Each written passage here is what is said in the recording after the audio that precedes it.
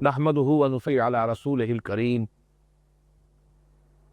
اللهم صل على محمد وعلى آل محمد كما صليت على إبراهيم وعلى آل إبراهيم إنك حميد مجيد اللهم بارك على محمد وعلى آل محمد كما باركت على إبراهيم وعلى آل إبراهيم إنك حميد مجيد۔ جس حدیث نبوی کا ابھی ہم مطالعہ کرنے والے ہیں، اس کے راوی حضرت معاذ بن جبل ہے رضی اللہ تعالی عنہ۔ ان کے بارے میں یہ بات نوٹ کر لیجئے، یہ انصاری صحابی ہیں، لیکن ان چند صحابہ میں سے ہے جن کے لیے حضور نے افعل التفضیل کا صیغہ استعمال کیا ہے۔ مختلف صحابہ کو بعض اعتبارات سے، مختلف اعتبار سے اپنے صحابہ میں سب سے افضل قرار دیا۔ ارحم امتی بے امتی ابو بکر، میری امت میں امت پر سب سے زیادہ رحیم اور شفیق ابو بکر۔ اشدہم فی امر اللہ عمر، اللہ کے معاملے میں سب سے زیادہ پک عمر رضی اللہ تعالی عنہ۔ ابصرہم حیاء عثمان، سب سے بڑھ کر حیا میں حضرت عثمان۔ اقضاہم علی، سب سے بڑھ کر اصابت رائے اور صحیح فیصلے تک پہنچنے والے حضرت علی ہیں۔ اسی طریقے سے اصدقہم لہجۃ ابو ذر، جن کے ظاہر و باطن میں سرے سے کوئی بال برابر فرق نہیں ہے، وہ ابو ذر ہے۔ ان کا قول بالکل ان کے باطن کی صحیح ترجمانی کرنے والا۔ اصدقہم لہجۃ، اقرأہ ابی بن کعب، سب سے بڑے قاری جو ہے قرآن کے وہ ابی بن کعب۔ ان کے لیے آتا ہے اعلمہم بالحلال والحرام معاذ بن جبل، حلال اور حرام کے سب سے زیادہ جاننے والے، شریعت محمدی صلی اللہ علیہ وسلم کے سب سے زیادہ واقف اور اس سے سب سے بڑھ کر آگاہ، یہ حضرت معاذ بن جبل۔ اور اجتہاد والی حدیث بھی جو بڑی امہات الاحادیث میں سے ہے، بہت اہم حدیثوں میں سے، اس کا بھی معاملہ حضرت معاذ بن جبل سے ہے۔ اس حدیث کا جو تاثر میرے قلب پر ہے وہ تو میں زبان میں بیان نہیں کر سکتا الفاظ سے۔ جو حدیث مبارکہ جس کو ام السنہ کہا گیا ہے، حدیث جبرائیل، میرے نزدیک مضمون کے اعتبار سے یہ حدیث اس سے کسی درجے میں بھی کم نہیں ہے۔ اگر کہ روایت کے اعتبار سے، سند کے اعتبار سے اس کا درجہ بہت بلند ہے، وہ متفق علیہ ہے، تقریباً تمام جو کتب ہے احادیث کی ان سب میں ہے، صحیحین میں ہے، متفق علیہ ہے۔ اس کا معاملہ جو ہے آپ دیکھ سکتے ہیں، رواہ احمد والبزار والنسائی وابن ماجہ والترمذی، یہ بھی بہت سی کتابوں کے اندر یہ حدیث موجود ہے، لیکن بہرحال وہ درجہ سند کے اعتبار سے نہیں ہے جو درجہ حدیث جبرائیل کا ہے، لیکن اپنے مضمون کے اعتبار سے، کنٹنٹس کے اعتبار سے بالکل اس کے ہم وزن ہے اپنی اہمیت کے اعتبار سے۔ اسی لیے اس کا عنوان میں نے قائل کیا ہے حکمت دین کا ایک عظیم خزانہ۔ عن معاذ بن جبل رضی اللہ تعالی عنہ، روایت کیا گیا ہے معاذ بن جبل سے رضی اللہ تعالی عنہ، ان رسول اللہ صلی اللہ علیہ وسلم خرج بالناس قبل غزوۃ تبوک،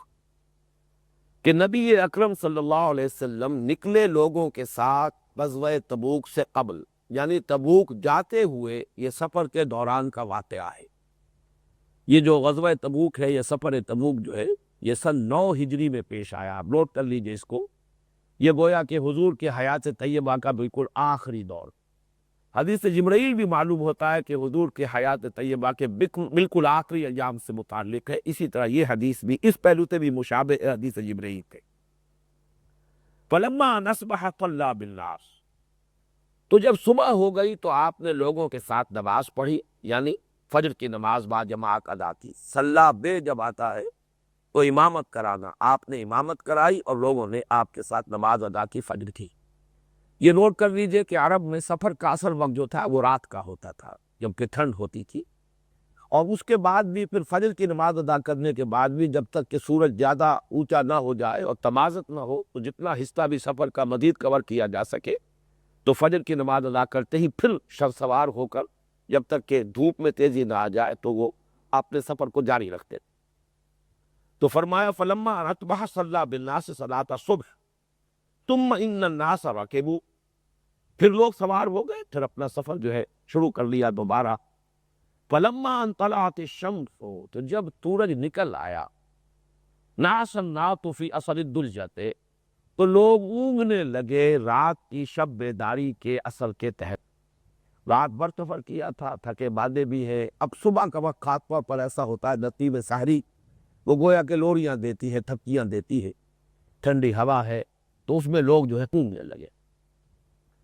वह लज़िमा मुआज़ुल रसूल अल्लाह सल्लल्लाहु अलैहि वसल्लम,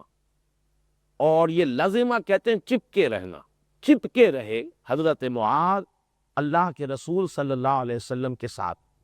यानी बिल्कुल वो अपनी सवारी जो है आपकी सवारी के साथ साथ पीछे लगे हुए बराबर चले आ रहे हैं। चूंकि इनकी नीयत ये थी कि कहीं तखलिया मिले, कोई मौका ऐसा हो कि हुजूर हो और मैं हूँ और गुफ्तगू हो और मैं एक सवाल करूँ, वो सवाल उनके जहन पर सवार था। तो चूंकि ये जहन में उनके इरादा था, लिहाजा वो जाग रहे, सोने का सवाल नहीं, उन्होंने तय किया हुआ है कि वो हुजूर की सवारी के साथ ताकी करें। लज़िमा मुआज़ुन रसूल अल्लाह सल्लल्लाहु अलैहि वसल्लम यतलू असरहू, आप ही के नक्शे कदम की पैरवी करते हुए, आपकी ऊँटनी चल रही है, पीछे पीछे अपनी ऊँटनी लिए हुए चले जा रहे हैं। वन्ना तो तफर्रक़त बिहिम रिकाबुहुम, बकिया जो लोग थे, जो सहाबा थे, उनको उनकी सवारियां लेकर मुतफर्रिक हो गई, इधर उधर मुंतशिर हो गई। अला जवाद तरीक, वो जो रास्ता था, जो वादियां थी, वादियों में से गुजर रहे हैं, वादी चौड़ी वादी है, वह ऊँटनियों को, क्योंकि जो सवार जो है वो तो कुछ ऊँघ रहे हैं, तो ऊँटनियों को आज़ादी मुयस्सर आ गई, कोई इधर को मुड़ गई, कोई उधर को मुड़ गई, तो मुंतशिर हो गया पूरा लश्कर, फॉर्मेशन नहीं रही। जवादी तरीक पूरे रास्ते की वसत और जो उसका अर्थ था उसके अंदर फैल गए। ताकुलु व तसीर, और हाल ये था जो ऊँटनियां या ऊँट जो भी थे, अब उन्हें आज़ादी मुयस्सर थी, कुछ इधर उधर, कोई कीकर का दरख्त है, मुंह मार लिया, कुछ नाश्ता कर लिया, फिर आगे चल पड़ी, और वो जो सवार है वो तो जाहिर बात है ऊँघ रहा है, उसे कुछ अंदाजा नहीं। ताकुलु व तसीर, खा भी रहे हैं कुछ, चल चुग भी रही है, ऊँट ऊँटनियां, वो ऊँट, और फिर चल भी रहे। फबैन मुआज़ुन अला असर रसूलिल्लाह सल्लल्लाहु अलैहि वसल्लम व नाक़तुहु ताकुलु बर्रतन व तसीरु उखरा, इसी दौरान में कि हज़रत मुआज़ रज़ी अल्लाह ताला अन्हु अल्लाह के रसूल सल्लल्लाहु अलैहि वसल्लम के नक्श कदम के साथ साथ चल रहे थे, और उनकी ऊँटनी, नाक़तुहु में हु की ज़मीर जो है इजाफत वाली, इसका दोनों का इम्कान है कि हुजूर की ऊँटनी या हज़रत मुआज़ की ऊँटनी। जो तर्जुमा हमने किया उसमें हज़रत मुआज़ की ऊँटनी को मुअय्यन किया है, लेकिन मेरी राय गालिब ये कि ये हज़रत खुद हुजूर की ऊँटनी का जिक्र हो रहा है, और उसका राज बाद में खुल जाएगा कि हुजूर की ऊँटनी भी इसी तरीके से व नाक़तुहु ताकुलु बर्रतन व तसीर, कि हुजूर की ऊँटनी भी कहीं इधर उधर मुंह भी मार रही थी, कुछ खा भी रही थी, दरख्तों के पत्ते जो है, और कुछ चलती भी थी, जैसे बाकी सब हजरात जो है, जो तमाम सहाबा थे, उनकी ऊँटनियों का मामला था, वही हुजूर की ऊँटनी का मामला भी था। लेकिन हजरत मुआज़ चूंकि जाग रहे हैं, उन्होंने तय कर लिया था कि मुझे तो चिमटे रहना है हुजूर के साथ, चिपके रहना है हुजूर के साथ सल्लल्लाहु अलैहि वसल्लम। तो जाहिर बात है कि उनके ऊपर इसी नींद का सवाल नहीं, और इसी वजह से इसका कोई इम्कान नहीं कि उनकी ऊँटनी को कोई आज़ादी नसीब हुई हो कि वो भी इधर उधर मुंह मार रही हो। लिहाजा नाक़तुहु जो है मेरे नज़दीक यहाँ पर ये ज़मीर मजबूर जो है, ये दर हकीकत हुजूर की ऊँटनी की तरफ है। असरत नाक़तु मुआज़, कि अचानक हजरत मुआज़ की ऊँटनी ने ठोकर खाई। फ़क़बहा बिज़्ज़माम,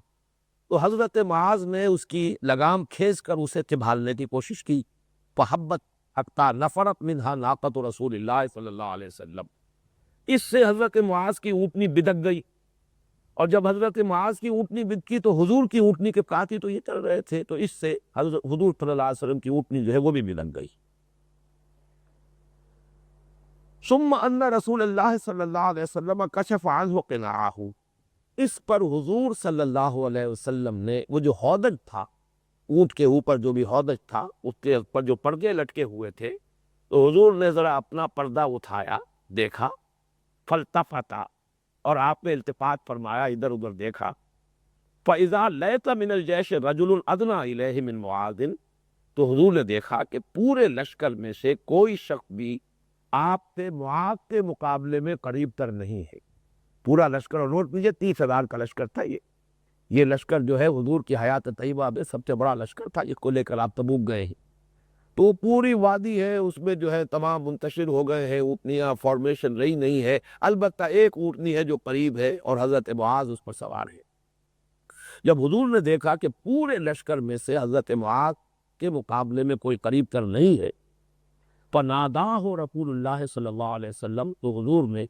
انہیں پکارا، آواز دی، فقال یا معاذ، آپ نے پکارا اے معاذ، قال لبیک یا نبی اللہ، تو فوراً حضرت معاذ نے عرض کیا میں حاضر ہوں اللہ کے نبی۔ قال اذن دونک، اس پر حضور نے فرمایا، وہ التفات کی شان ہے، اور قریب آ جاؤ، اذن دونک، اور قریب آ جاؤ۔ فدنا منہ، تو حضرت معاذ جو ہے وہ اپنی اونٹنی کو لیے ہوئے اتنے قریب ہو گئے حضور کے، حتی لصقت راحلتہما احداہما بالاخری، یہاں تک کہ دونوں جو اونٹنیاں تھیں وہ ایک دوسرے کے ساتھ مس کرنے لگی، دونوں اونٹنیاں جو ہے بالکل ایک دوسرے سے مل گئی۔ فقال رسول اللہ صلی اللہ علیہ وسلم، اب ارشاد فرمایا اللہ کے رسول صلی اللہ علیہ وسلم نے، ما کنت اختم الناقہ من ناقہ مکانہ من البوق، میں یہ گمان نہیں کر سکتا تھا کہ لوگ اس طرح دور ہوں گے ہم سے جس طرح کے اس وقت ہیں۔ اس کا پس منظر سمجھ لیجئے،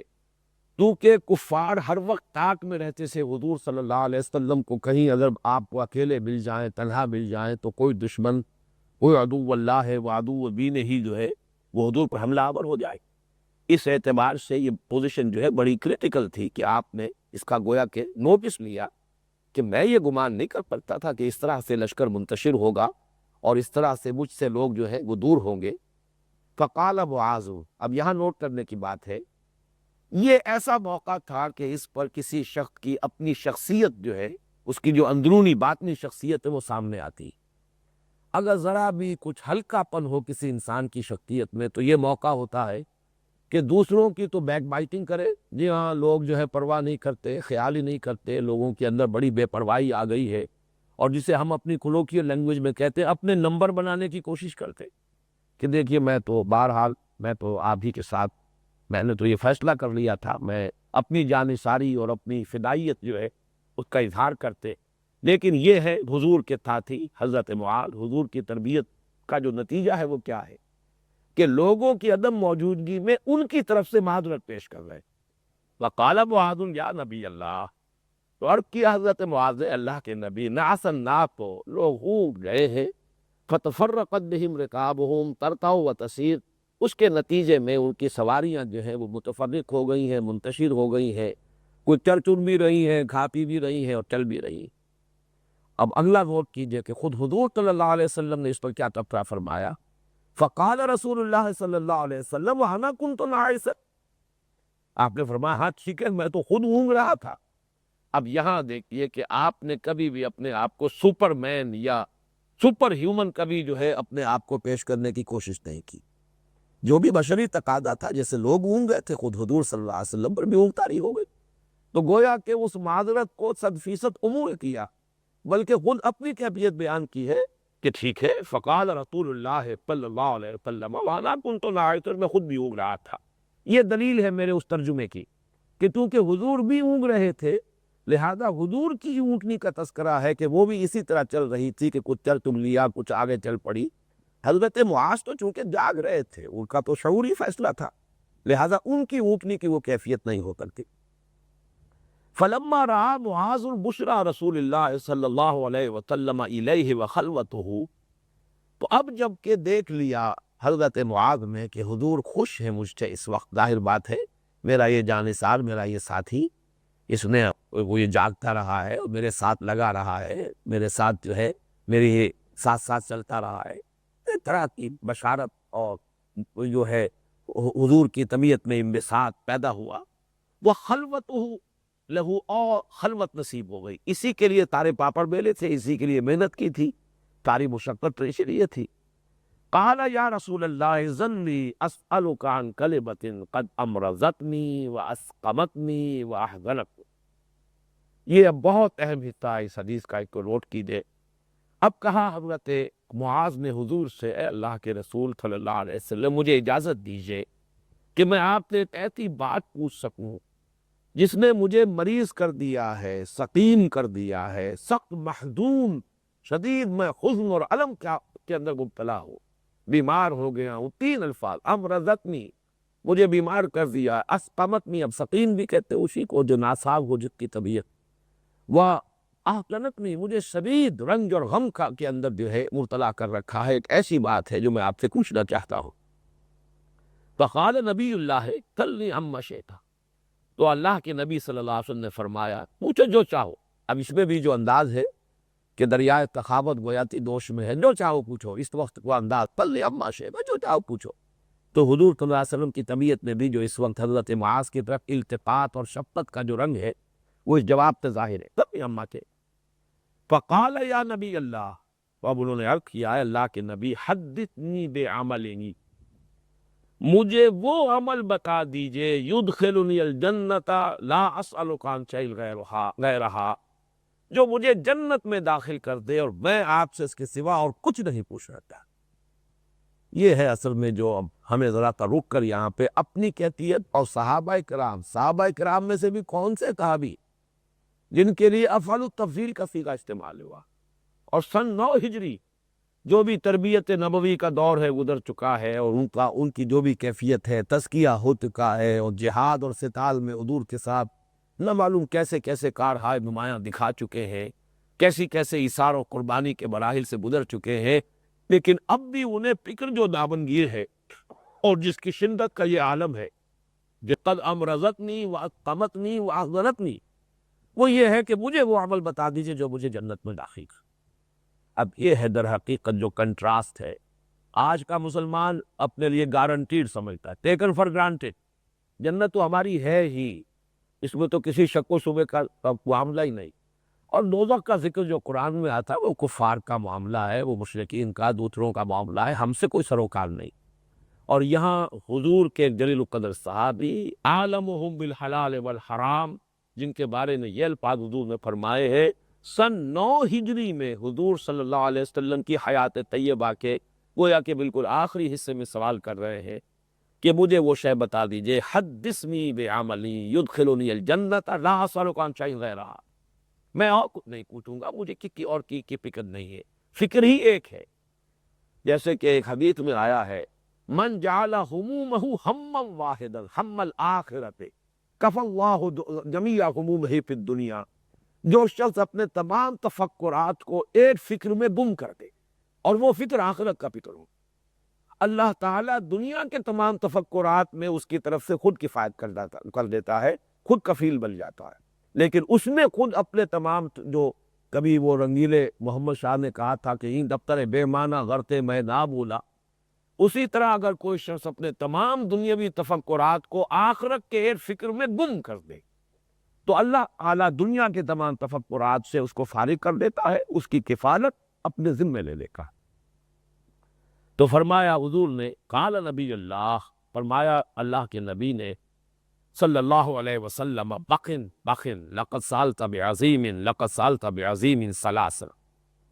بخن بخن اس کا ترجمہ بھی کچھ یہی ہے، اور ویسے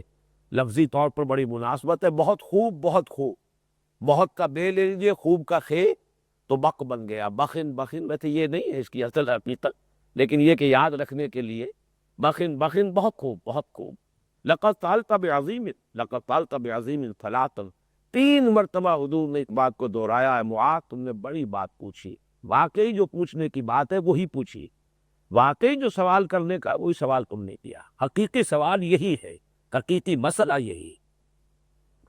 وَإِنَّهُ لَيَسِيرٌ عَلَىٰ مَنْ أَرَادَ اللَّهُ بِهِ الْخَيْرَ، اور یہ اگرچہ بہت عظیم بات ہے، بہت مشکل بات ہے، لیکن یہ آسان ہے اس کے لیے جس کے لیے اللہ نے خیر کا ارادہ کر لیا ہو. اللہم ربنا اجعلنا منہم، اللہ تعالی ہمیں بھی ان میں شامل فرمائے، ہمارے لیے اللہ تعالی خیر کا ارادہ فرمائے.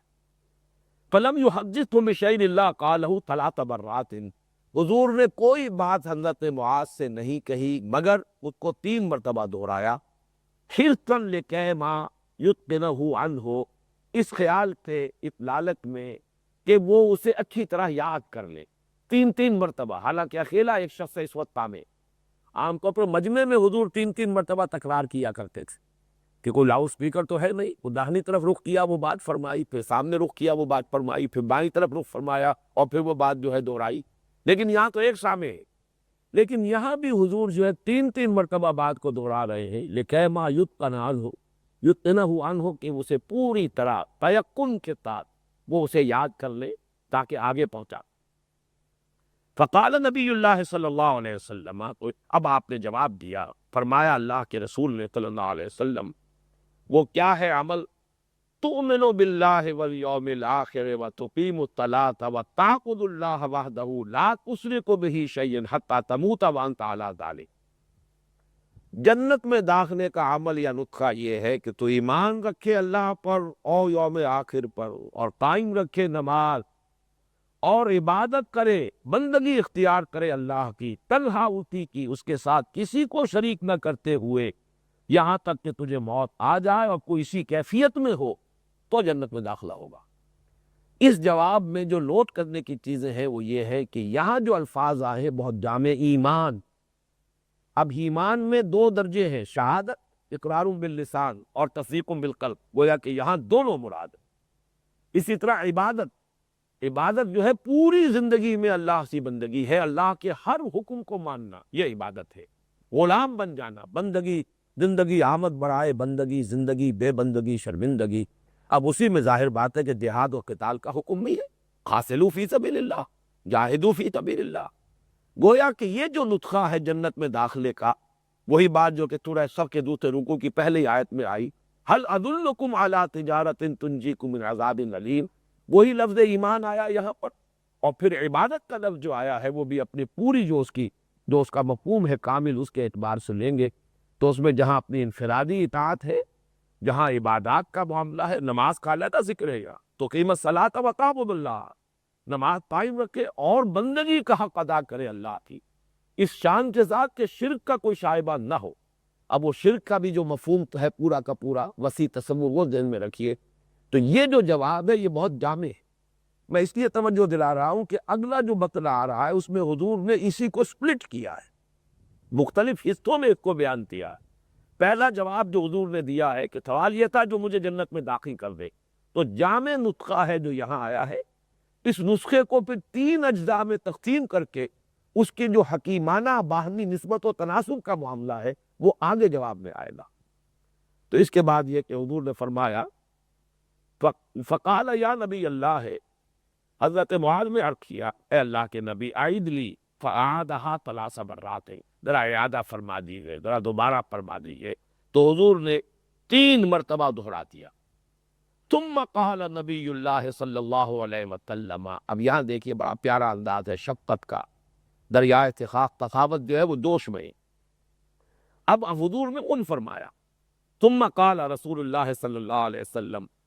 اب آپ نے فرمایا، ان شئت حدثتک یا معاذ براس ھذا الامر وضربۃ السلام منہ، اے معاذ اگر تم چاہو تو میں تمہیں یہ بھی بتاؤں کہ اس معاملے کی جڑ کیا ہے، راس، جڑ، بنیاد، اور اس کی چوٹی کیا ہے، کوہان کی چوٹی۔ ضربۃ السلام، سلام کہتے ہیں اونٹ کیا جو کوہان ہوتا ہے، اور ضربہ اس کی بھی چوٹی۔ یعنی یہ جو معاملہ ہے جو میں نے تمہیں جامع ترین الفاظ میں جو تمہارے سامنے بات رکھی، اس کی اساس کیا ہے، جڑ کیا ہے، بنیاد کیا ہے، چوٹی کیا ہے، یہ ہے در حقیقت جسے میں کہہ رہا ہوں کہ یہ حکمت دین کا مسئلہ ہے، کہ اس میں ہمیں معلوم ہو کہ دین کے مختلف اجزاء کا باہمی ربط کیا ہے، نسبت و تناسب کیا ہے، جڑ بنیاد کس کہتی، کون سی چیز ہے، چوٹی کون سی۔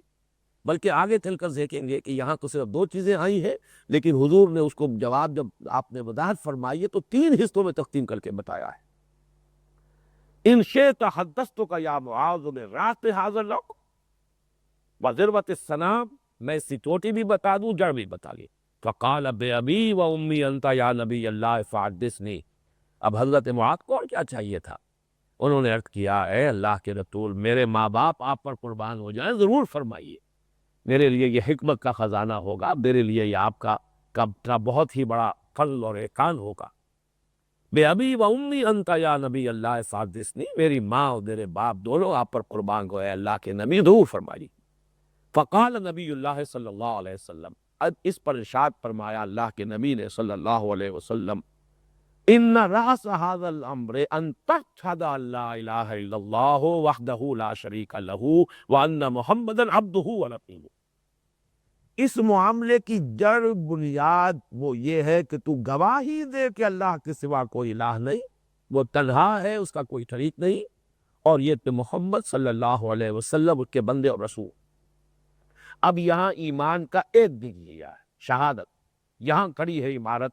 اس کی بنیاد۔ وہ جو ہم نے ایک عمارت بنائی تھی فرائض دینی کا جامع تصور، اس میں جو چاروں ستون کھڑے تھے، تو پلنتھ جو ہے وہ یہ ہے کلمہ شہادت، اقرار باللسان، ایمان کا یہ حصہ۔ یہاں سے بات شروع ہوگی۔ کوئی شخص بھی جو آج ایمان میں، اسلام میں داخل ہوتا ہے، وہ کا شاہدرہ کیا ہے؟ اشہد ان لا الہ الا اللہ وحدہ لا شریک لہ واشہد ان محمدا عبدہ ورسولہ صلی اللہ علیہ وسلم۔ یہ جڑ ہے، یہ بنیاد۔ دوسرا حصہ وَأَنَّ قوام هذا الامر اقام الصلاۃ وایتاء الزکوٰۃ۔ قوام اس چیز کو بھی کہتے ہیں کہ جو مختلف اجزاء کو کی بندش کرے۔ یہ قوام جو ہے مختلف چیزیں، جب یہ نسخے وغیرہ بنائے جاتے ہیں، معجون وغیرہ، تو قوام جو ہے اس کا لفظ استعمال ہوتا ہے کہ ان چیزوں کو جو چیز کے جوڑنے والی ہو، جس سے کہ ان کے اندر آپس میں ایک دوسرے کے ساتھ جڑے رہنے کی کیفیت پیدا ہو جائے۔ لیکن قوام، قامہ یقوم سے وہ شے ہے جس کے سہارے کوئی چیز کھڑی ہے۔ یہ گویا کہ درخت کی ایک جڑ ہے اور درخت کا ایک تنا ہے۔ اس کا تنا جو ہے اَنَّ قوام ھذا الامر اقام الصلاۃ وایتاء الزکوٰۃ، نماز کا قائم کرنا اور زکوٰۃ کی ادائیگی۔ وَأَنَّ ذِرْوَةَ الصَّنَامِ مِنْهُ۔ اب دیکھیے یہاں پر یہی اصل میں وہ تمثیل ہے جو ہم نے، جو بھی ہماری یہ تحریک ہے، جس کو اب میں نے 3 حصوں میں تقسیم کر کے، اور یہی درخت کی تمثیل اس کے لیے اختیار کی۔ یہ رجوع الی القرآن، قرآن کا پڑھنا، پڑھانا، سیکھنا، سکھانا، خیرکم من تعلم القرآن وعلمہ، یہ انجمن، یہ قرآن اکیڈمی وغیرہ وغیرہ، یہ سب اس کی جڑ کے معنی ہے۔ تنظیم اسلامی بیعت سب و طاعت کی بنیاد پر، یہ کے تنے کے معنی۔ اب جو تحریک خلافت اب شروع کر رہے ہیں، جو کہ ہم چاہتے ہیں ماں کانٹیکٹ کو ذریعہ بنائیں، یہ گویا کہ وہ اس کا برگ و بار جسے کہتے ہیں، شاخیں کے جو پھیلی ہوئی ہیں ان کا پھیلاؤ ہے، یہی تمثیل ہے در حقیقت۔ یہی سے، اسی حدیث سے میں نے اس کو اخذ کیا ہے۔ یہاں پر حضور صلی اللہ علیہ وسلم نے یہاں پہ دین کی جو اجزاء ہیں مختلف، ان کے لیے بھی یہی تمثیل کہ ایک جڑ ہے، بنیاد ہے، وہ تو ہے کلمہ شہادت۔ اس کے بعد قوام ہے، تنا ہے جس کے سہارے یہ شے کھڑی ہے، ستون جس کو ہم نے، وہ جو فرائض دینی کا جامع تصور والی جو فگر ہے، اس میں ستونوں کی حیثیت تھی، وہ ہے نماز کا قائم کرنا اور زکوٰۃ کی ادائیگی۔ وَأَنَّ ذِرْوَةَ الصَّنَامِ مِنْهُ الجہاد فی سبیل اللہ، اور اس کی جو چوٹی ہے، چوٹی کی بھی چوٹی، جیسے کہ اونٹ کے جسم میں کوہان، اور کوہان کی بھی جو چوکی ہے وہ ہے جہاد فی سبیل اللہ۔ اب یہاں در حقیقت دین کی وہ حقیقتیں جو ہے پورے طور سے واضح ہو کر سامنے آ گئی۔ یہ جہاد ہے وہ اصل ہے جس کے لیے یہ سلیٹے کی جڑ بھی ہے، اور جس کے لیے یہ تنا بھی ہے، جس کے لیے یہ توام بھی ہے۔ اگر یہ نہیں ہے، جیسا کہ میں نے اس تمثیل میں عرض کیا تھا، جو فگر کی، جو فرائض دینی کا جامع تصور والی، اگر چھت نہیں ہے تو ستون بے معنی ہے۔ یہ 4 ستون نماز، روزہ، حج، زکوٰۃ کھڑے ہیں، چھت ہی اگر نہیں تو یہ بے معنی ہے۔ یہ تو بالکل ہی مہمل چیزیں ہیں، ان کی کوئی حقیقت ہی نہیں۔ یہ مور اور لیس میننگ لیس ریچولز بن جاتے ہیں، کم و بیش بے معنی اور مہمل قسم کی صرف رسومات بن کر رہ جاتی ہے۔ رہ گئی رسم اذاں روح بلالی نہ رہی، فلسفہ رہ گیا تلخین غزالی نہ رہی۔ یہ رسومات ہے پھر، نماز و روزہ و قربانی و حج، یہ تب باقی ہے، تو باقی نہیں، وہ اصل حقیقت خارج ہوئی۔ تو وہ ہے جہاد۔ وَضَرْبَةَ السَّنَامِ مِنْهُ الجہاد فی سبیل اللہ۔ اب اس حدیث میں اگلا ٹکڑا جو آ رہا ہے یہ اور بھی اہم ہے، جہاد سے قتال تک، کیونکہ جہاد کی حقیقت اس کی 9 منزلیں، لیکن پھر جہاد فی سبیل اللہ، اس میں اصل جو ہے دعوت، اور پھر اقامت دین میں جو اس کے 3 مراحل ہیں، پیسو ریزسٹنس، ایکٹیو ریزسٹنس، اور پھر آرم کانفلکٹس، قتال جہاد کی سب سے اونچی منزل ہے۔ اب قتال کی بات ہو رہی ہے۔ وَإِنَّمَا أُمِرْتُ أَنْ أُقَاتِلَ النَّاسَ،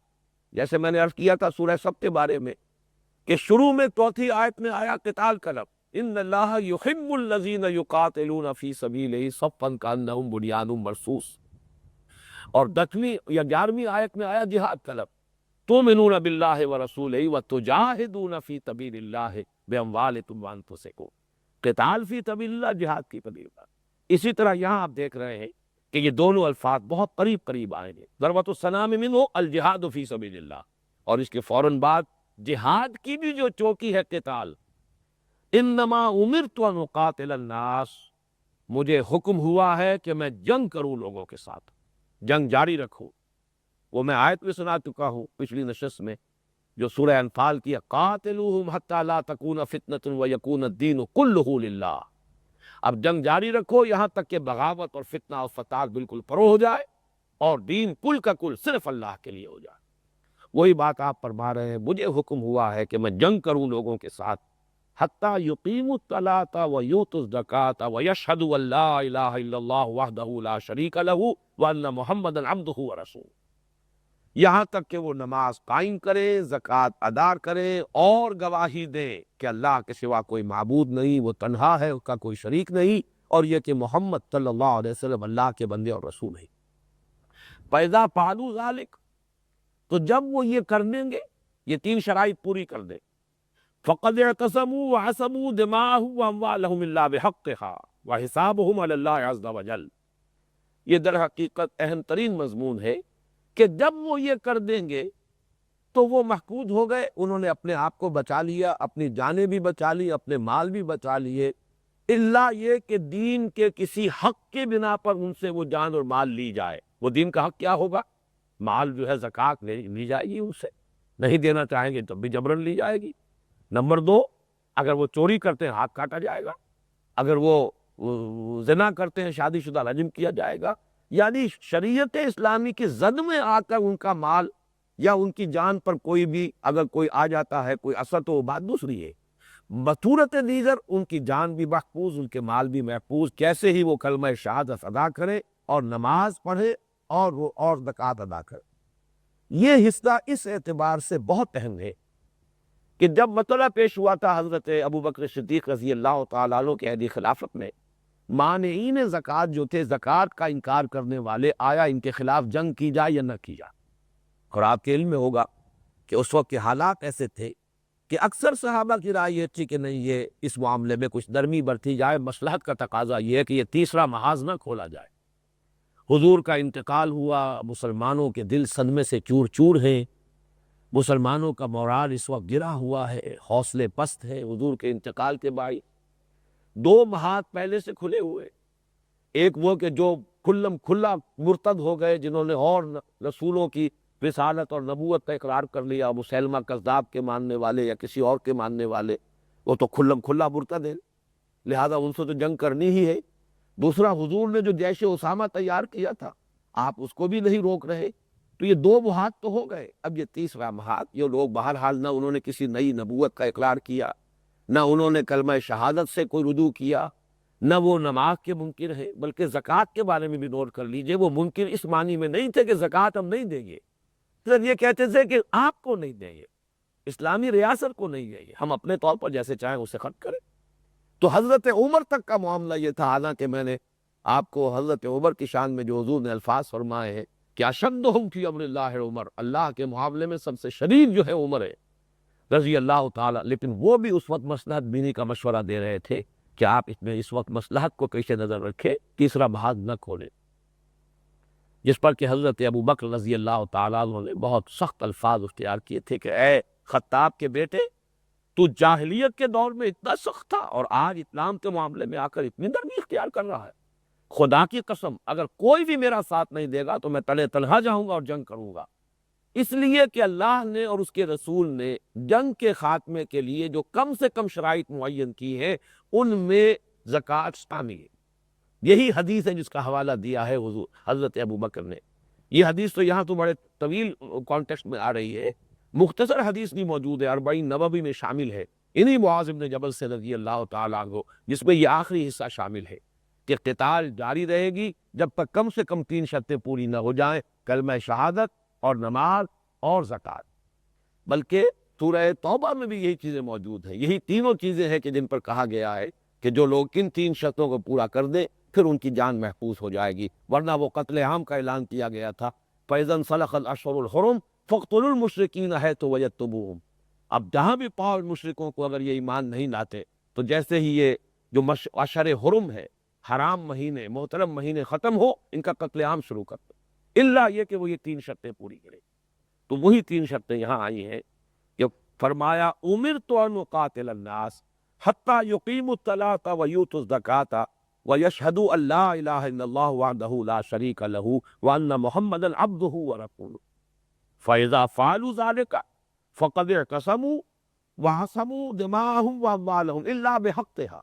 ان کی جانیں اور مال محفوظ ہو جائیں گے جیسے یہ تین شرطیں پوری کر دیں، الا بحقها، سوائے اس کے کہ شریعت کا کوئی حق ان کے اوپر عائد ہوتا ہو، شریعت کے کسی قانون کی یا فوجداری یا دیوانی کسی بھی دفعہ کے تد میں وہ آ جائیں۔ وحسابهم علی اللہ عز وجل، باقی رہ گیا ان کا حساب وہ اللہ کے ذمے ہے جو بلند و بالا ہے اور بزرگ و برتر ہے۔ یعنی یہ کہ کسی نے دل سے یہ کلمہ پڑھا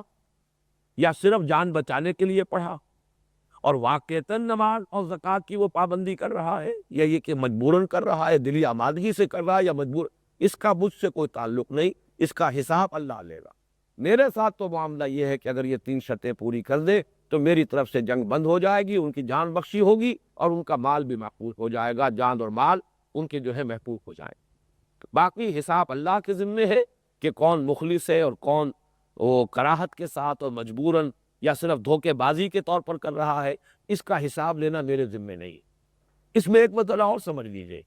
یہ معاملہ ہمیشہ کے لیے نہیں ہے، یہ معاملہ خالصتاً اہل عرب کے لیے تھا۔ اہل عرب میں چونکہ حضور صلی اللہ علیہ وسلم خود عرب تھے اور عربی زبان میں اللہ کا کلام نازل ہوا، گویا کہ امیین پر، اہل عرب پر اللہ تعالیٰ کی طرف سے اتمام حجت بتمام و کمال ہوتا تھا۔ لہذا جس طرح وہ قانون ہے کہ جس قوم کی طرف کوئی رسول بھیجا گیا ہو اور اس نے اتمام حجت کا آخری حق ادا کر دیا ہو، وہ قوم اگر نہیں مانتی تھی، بحیثیت مجموعی اگر انکاری ہوتی تھی، تو اس کے لیے عذاب الہی، عذاب استحصال کی شکل میں آتا تھا، نسیہ منسیہ کر دی جاتی تھی قوم۔ وہ عذاب تھا کہ جو اس قوم کے اوپر عربوں کے لیے مسلط کر دیا گیا تھا کہ اگر یہ ایمان نہیں لائیں گے تو ان کا قتل عام ہوگا۔ لیکن ان کے علاوہ بقیہ پوری نوع انسانی کو ایک آپشن اور دیا گیا، اور وہ آپشن یہ سورہ توبہ ہی کے اندر موجود ہے۔ ان کے لیے آپشن یہ ہے کہ یؤتوا الجزیۃ عن ید وہم صاغرون، اگر وہ اسلام کی بالادستی، اسلامی ریاست کی بالادستی کو قبول کر لیں، ہاتھ سے جزیہ پیش کریں اور چھوٹے بن کر رہنے کو تیار ہوں اللہ کے دین کی بالادستی کو قبول اور تسلیم کرتے ہوئے، تو جان بخشی ہو جائے گی۔ وہ یہودی رہے، نصرانی رہے، مجوسی رہے، ہندو رہے، سکھ رہے، پارسی رہے، کسے باشد۔ لیکن اہل عرب کے لیے یہ تھرڈ آپشن نہیں تھا، یا ایمان لائے اور یا یہ کہ قتل عام ہو جائے گا۔ وہ بات ہے جو یہاں کہی جا رہی ہے، وَأُمِرْتُ أَنْ أُقَاتِلَ النَّاسَ، مجھے حکم ہوا ہے کہ میں جنگ جاری رکھوں لوگوں کے ساتھ، حتیٰ یقیموا الصلاۃ ویؤتوا الزکاۃ ویشہدوا ان لا الہ الا اللہ وحدہ لا شریک لہ وان محمدا عبدہ ورسولہ فاذا فعلوا ذلک فقد اعتصموا وعصموا منی دماءہم واموالہم الا بحقها وحسابہم علی اللہ عز وجل۔ اب آخری ٹکڑا جو ہے اس حدیث مبارک کا، اس میں قتال فی سبیل اللہ کا جو مقام و مرتبہ ہے دین میں، اب یوں سمجھیے جڑ ہے کلمہ شہادت، قوام ہے یا پناہ ہے اقامت الصلاۃ، ایتاء الزکوٰۃ، چوٹی ہے جہاد۔ جہاد کی خود منزلیں ہیں اور اس میں سے بلند ترین منزل ہے قتال۔ تو اب قتال کا کیا مقام ہوگا، قتال کی اس دین کے نظام میں کیا اہمیت ہوگی، اس کو سمجھیے۔ فرمایا حضور نے وقال رسول اللہ صلی اللہ علیہ وسلم، یہ حکمت دین کا آپ یوں سمجھیے کہ جو خزانہ ہے اس کا ایک اور موتی، والذی نفس محمد بیدہ، اس ذات کی قسم جس کے ہاتھ میں محمد کی جان ہے، ما شہب ودھ ولا اغبر قدم فی عمل تبتغى فیہ درجات الجنت بعد الصلاۃ فصلاۃ المفروضۃ کجہاد فی سبیل اللہ۔ وہ تمام اعمال جن کے ذریعے سے جنت کے درجات طلب کیے جاتے ہوں اور اس عمل کے اندر لوگوں کے چہرے جو ہیں گردآلود ہوتے ہوں اور ان کے قدم گردآلود ہو جاتے ہوں، یعنی جو بھی عمل ہے جس سے کہ چہرے کا رنگ متغیر ہو جائے مشقت کی وجہ سے، یا جو چلتے رہنے کی وجہ سے پاؤں جو ہے وہ غبار آلود ہو جائے، اور وہ عمل جس کے ذریعے سے کہ جنت کا کوئی درجہ، اعلیٰ درجہ جو ہے انسان کو مطلوب ہو، بعد صلاۃ المفروضۃ کجہاد فی سبیل اللہ، وہ نماز فرض کے بعد کوئی اور عمل اس سے بڑھ کر نہیں ہے کہ اللہ کی راہ میں جہاد کیا جائے۔ ولا ثقل میزان عبد، اور نہیں بھاری کیا کسی بندے کی میزان کو. یہ جو میزان ہے جس میں قیمتیں گی، یعنی کہ بڑھ کر بوجھل سب سے زیادہ وزنی عمل جو ہوگا، نیکیوں کی میزان کے پلڑے کو نیچے کرنے والا اور بوجھل کرنے والا، کدابۃ انفق لہ فی سبیل اللہ اور یحمل علیہا فی سبیل اللہ، وہ سواری، وہ گھوڑا یا اونٹ جو اللہ کی راہ میں کام آ گیا، یعنی وہ بھی ہلاک ہو گیا اللہ کی راہ میں جہاد کرتے ہوئے. ظاہر بات ہے جب تیروں کی بوچھار آتی تھی تو جہاں وہ ان کے اوپر سوار جو ہے ان کو تیر لگتے تھے، گھوڑوں کو اور اونٹوں کو بھی تیر لگتے تھے، ان کی بھی جانیں جاتی تھی. تو یار وہ سواری، وہ حیوان، وہ جانور، نہ اس میں وہ شعور ہے، نہ اس کا وہ ارادہ ہے، بڑا تو سواری کے سوار جو ہے اس کے اوپر اس کا ہے، اس کے مالک کا ہے، وہ عمل تو وہ کر رہا ہے. یہ جانور تو بہرحال اس کی ملکیت ہو کر یا اس کا جو بھی اس کے اشارے پر چلنے والا ہے، لیکن یہ جانور بھی وہ اس میزان کے اس پلڑے کے اندر نیکیوں کے پلڑے میں ڈالا جائے گا، اور اس کی نیکیوں کے پلڑے کو جھکانے والا اس سے بڑی شے اور کوئی نہیں ہے. کدابۃ تنفق لہ فی سبیل اللہ، وہ چوپایا جو کام آ گیا اس کے لیے، یعنی اس کو اپنے قبر پر سوار کر کے اپنی پیٹھ پر لے کر وہ جا رہا تھا اللہ کی راہ میں جہاد کرنے کے لیے، اور اسی میں وہ کام آ گیا. اور یحمل علیہا فی سبیل اللہ، اور اگر وہ کام نہیں آیا، ہلاک بھی نہیں ہوا، جس پر وہ جس سواری کی ہے اس نے اللہ کی راہ میں، تو وہ جانور جو ہے وہ بھی در حقیقت اس کا بھی درجہ یہ ہو جائے گا کہ وہ انسان کے نیکیوں کے پلڑے کو بھاری کرنے والا اور دکانے والا ہوگا، اور اس سے بڑھ کر کوئی اور نیکی نہیں ہوگی کہ جو اتنی وسیع ہے. یہ ہے ہمارے دین کا مجموعی نظام، اس کی تعلیمات کا خلاصہ. حکمت اصل میں اسی کو کہتے ہیں کہ کسی شے کے تمام ضروری اجزاء بھی آپ کو معلوم ہو، پھر ان اجزاء کی باہمی نسبت و تناسب کا علم ہو. اگر ہمارے ہاں وہ تناسب ہی کا معاملہ جو ہے مرٹنا ہو گیا ہوتا تو واقعہ یہ ہے کہ نیکی اب بھی بہت سے لوگوں میں موجود ہے. نیکی کے مختلف جو اعمال ہیں وہ بہت سے لوگوں کے اندر اب بھی پائے جاتے ہیں، لیکن یہ کہ نسبت و تناسب جو ہے وہ الٹی ہو چکی ہے. جیسے کہ میں نے اس سے پہلے عرض کیا تھا کہ اتباع رسول میں وہ ظواہر اور مظاہر اور جزیات اور چھوٹی چھوٹی چیزیں، ایک شخص لگا ہوا ہے ساری توانائی، سارا وقت، ساری قوتیں خرچ کر رہا ہے اپنی دولت کمانے میں، چاہے حلال ذریعے سے کر رہا ہے، یعنی میں یہ نہیں کر رہا کہ وہ حرام کر رہا ہے، لیکن حلال ذریعے سے بھی ساری توانائیاں، سارے اوقات، ساری قوتیں دولت کمانے میں اور زندگی کا اپنا جو معیار ہے بلند تر کرنے میں. لیکن اس نے داڑھی جو ہے بڑی شرعی رکھ لی ہے، لباس اس نے بڑا شرعی پہنا ہوا ہے، اور اسی طریقے سے وہ مسواک کرتا ہے. اب وہ سمجھتا ہے کہ اتباع رسول کا پورا حق میں ادا کر رہا ہوں، حالانکہ اصل اتباع جو ہے وہاں پر وہ تو موجود ہی نہیں، اس کا وجود ہی نہیں. وہ اتباع تو وہ تھا کہ حضور نے تو اپنی تمام حیات دنیاوی جو ہے وہی کے آغاز کے بعد جہاد ہی سبیل اللہ، جہاد عمل کر قتال سبیل اللہ. تو اللہ تعالی ہمیں دین اصل فہم عطا فرمائے، دین میں واٹ از واٹ، کس شے کی کیا اہمیت ہے، کس عمل کا کیا مقام و مرتبہ ہے، اس کا شعور اور ادراک و فہم عطا فرمائے، اور سب سے بڑھ کر یہ ہمت عطا کرے کہ پھر ہم کمر کسے اور اس کے مطابق اپنے فرائض دینی کو ادا کرنے کے لیے تیار ہو جائیں. بارک اللہ لی و لکم فی القرآن العظیم و نفعنی و ایاکم بالآیات والذکر الحکیم.